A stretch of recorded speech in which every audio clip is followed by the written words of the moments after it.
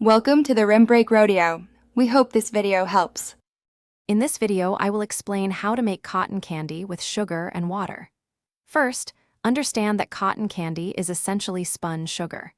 You'll need a dedicated cotton candy machine, as this isn't something you can easily replicate with standard kitchen tools. The process involves heating sugar and then rapidly spinning it to create those delicate, sugary strands we all love. The magic happens inside the cotton candy machine. It has a central heating element that melts your granulated sugar into a liquid syrup. As the sugar melts, the spinning head rotates at a very high speed. This centrifugal force pushes the liquid sugar through tiny perforations, transforming it into incredibly fine, hair-like strands of sugar. For the best cotton candy, use standard granulated sugar.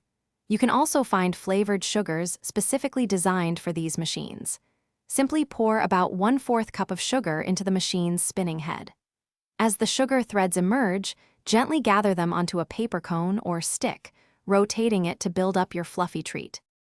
To achieve perfect cotton candy, a few tips are helpful.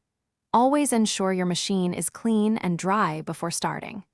Humidity can make the sugar sticky and difficult to spin, so a dry environment is ideal.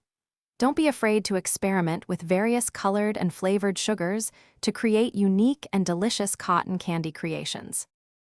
Thanks for watching. Consider subscribing if we helped you.